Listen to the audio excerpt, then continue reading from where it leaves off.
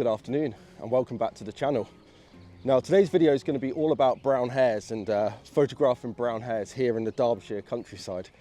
So I'm still up on my grandpa's farm, and it's the place, as I've mentioned before for anyone who's seen previous videos, it's a place where I do pretty much all of my brown hare photography. And I was trying to think, because I've brought you brown hare videos before, I was trying to think about how I could add something a little bit different. So I thought whilst we were out in today's video, rather than just going through like a normal in the field video, I'd also try and cover my top 5 tips for finding and photographing brown hares, and just tick off a few of the things that I've learned over almost a decade now of photographing these incredible mammals.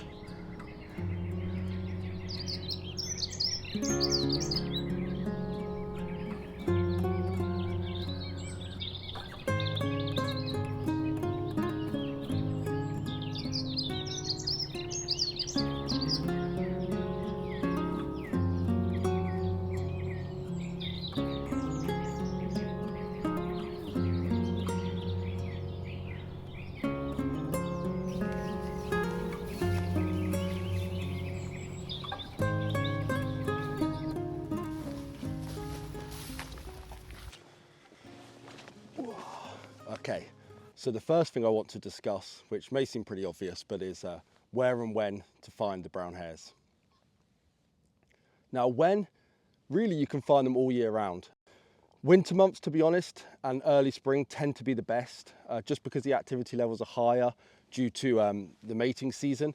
So in my experience, when they're a bit busier, they're a bit more active, you can kind of get away with more. You can make a few more mistakes when you're out in the field, and your presence tends to go a little bit less noticed because the hares are so preoccupied with other things.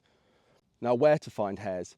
It's not actually too difficult, to be honest. They like most places, so as long as it's like grassy farmland, arable fields, close to hedges and woodlands, you have a very good chance of trying to find these guys.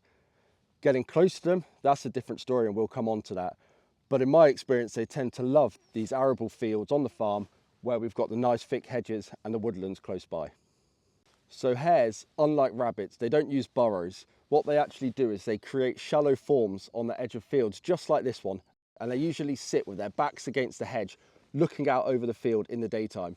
So this field that I'm currently in, even though it's my favourite one here on the farm for photographing hares, it's going to be a bit trickier today because the crops are quite high now, which makes spotting the hares at a distance quite challenging, and we'll come on to that. But I think what I'm going to do is I'm going to head over to another field to see if we can increase our chances, and once we get there I'll talk about equipment and fieldcraft.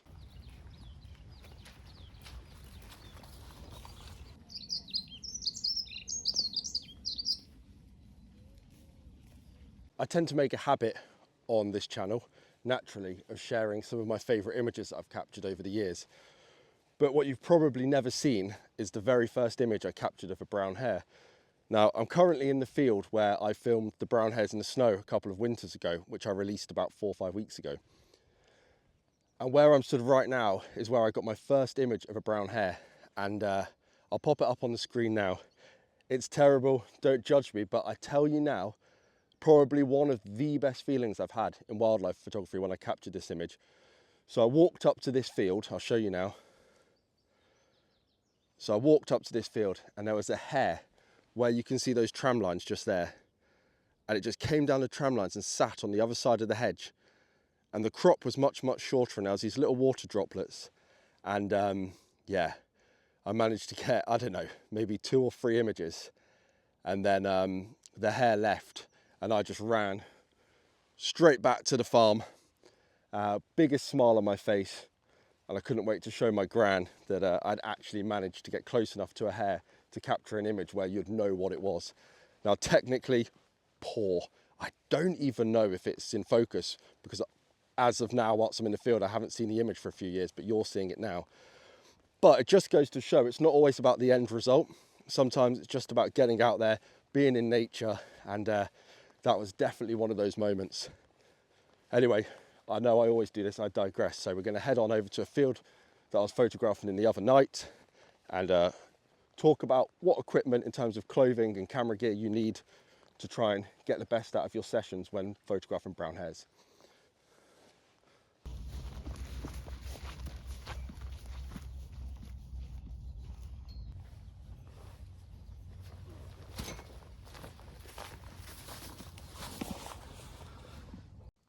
So what do you need to get close to brown hares?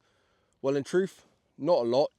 Fieldcraft is probably the first thing to mention. So talking loudly, which I'm doing now, isn't always a good idea when you're wanting to get close to any wildlife, but you may have noticed with brown hares, they have particularly large ears. So staying as quiet as you can on your approach is really going to help you.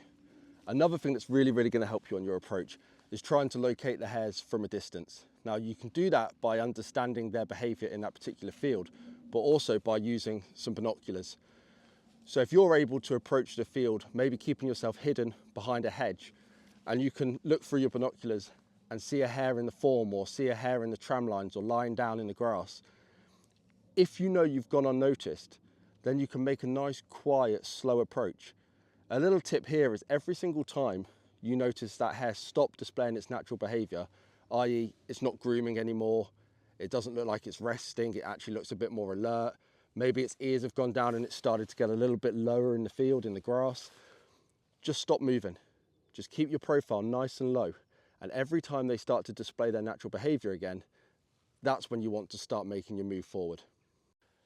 Now regarding clothing, now for me, I always like to make sure that I'm wearing muted tones and colours that are going to help me blend into the environment.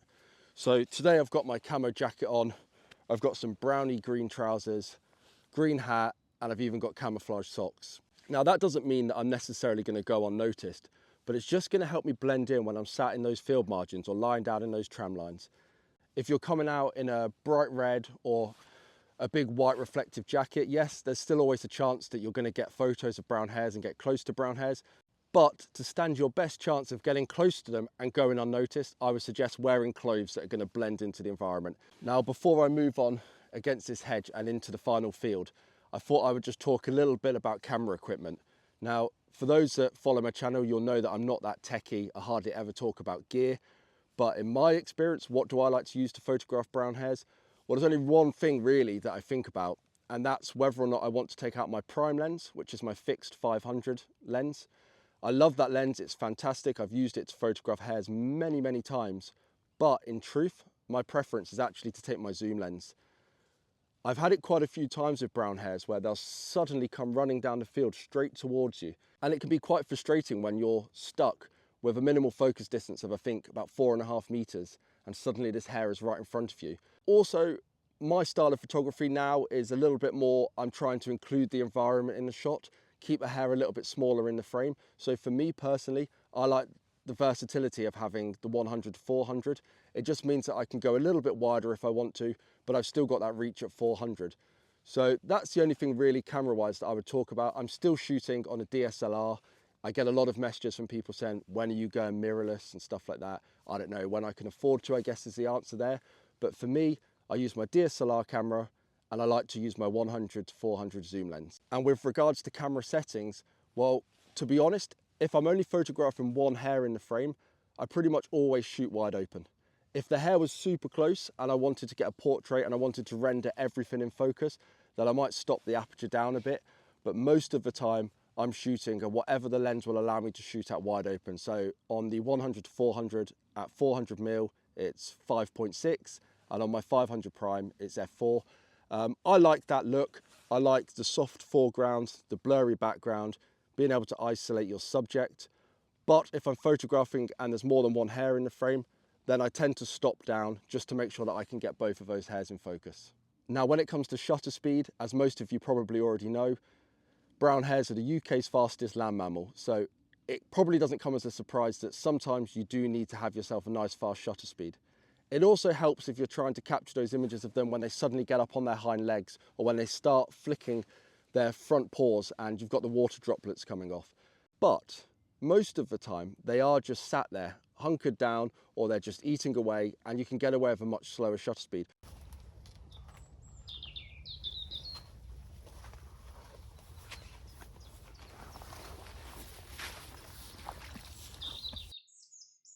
Now, there's a couple of methods you can use to photograph brown hares. The first one we're going to discuss is crawling. Now, we've probably all done it for plenty of other subjects, but using crawling to get closer to your subject can be a really good technique to close that gap and to make sure you're getting those closer encounters. But it comes with a risk. The risk is that if you don't do it well enough, or you might just get some bad luck on the day, you might get noticed. I've had it happen to me plenty of times where I've been approaching a hare in the distance and I've overlooked the fact that there could be one closer, and then I've spooked that closer hare unbeknown it was even there, and then that has got up and ran off, which has in turn spooked the hare that I was trying to approach. So there are risks involved with crawling. It's also quite uncomfortable, to be honest. I don't know if you've tried crawling with the big heavy camera gear through dry, stony, muddy fields. It can be pretty unpleasant, and it might end up altering how long you want to be out in the field for. But with that said, I've had some excellent brown hare encounters by using that approach. Now the second method, and this is the one I pretty much use all the time now, is just waiting. Once you've located your hare in the distance and you're confident that they're going to be active in that field, and you know because of your research, hares pretty much tend to take the same routes through the fields. So if you're waiting on the edge of a field margin, or you're waiting down some tram lines, and you know that that hare quite regularly takes that route, sometimes it pays just to sit there and wait. And this is what I did only the other night. I came into this very field and I sat in this corner and a hare came within about 6 meters of me. I didn't even have time to get my camera out of the bag, so I just got some mobile phone footage before it just lolloped off. But the whole time it was completely unaware of me. And this is because I was sat just hiding in the field margin, not making any movement at all. As I mentioned before, with Fieldcraft, one of the key things is about understanding your subject. And you can do that by reading books, watching YouTube videos, or just getting out in the field and observing.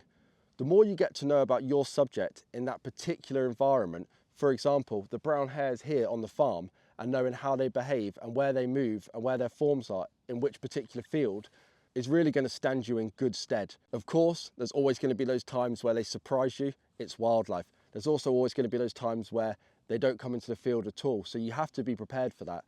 But the more you know about the field you're in, how the light falls on it, how the hares behave in that field, the better chance you stand of coming away with good images. Now, my next tip is actually all about your images, how to come away with good images from a technical point of view.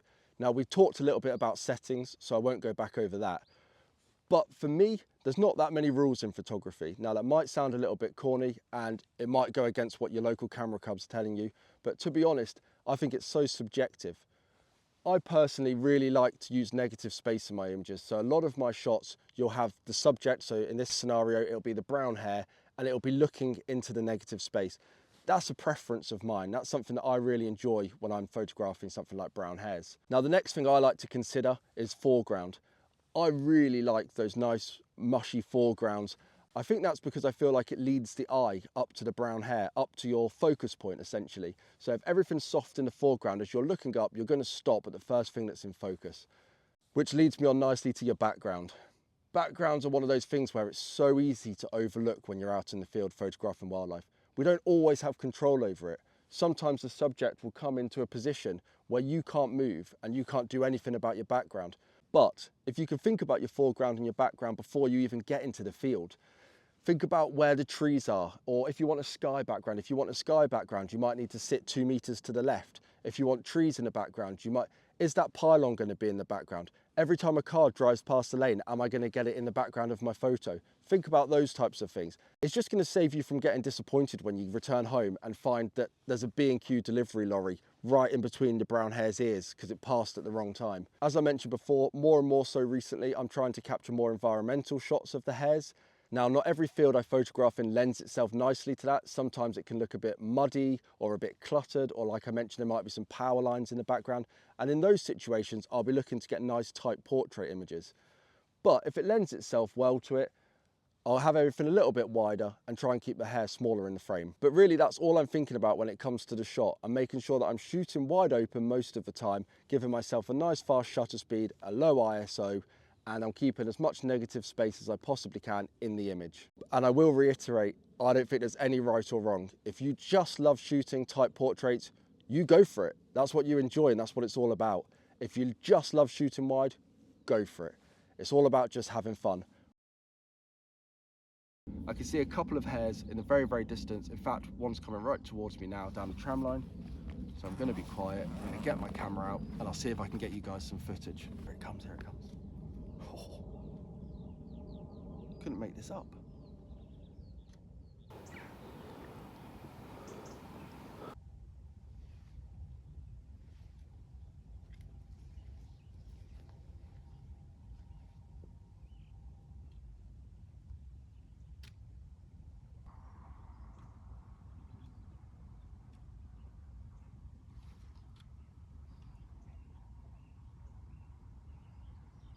forgot to mention the importance of getting low. Not only is it better for you in terms of fieldcraft and going unnoticed, but it's also going to help you create that soft foreground and make your background appear further away.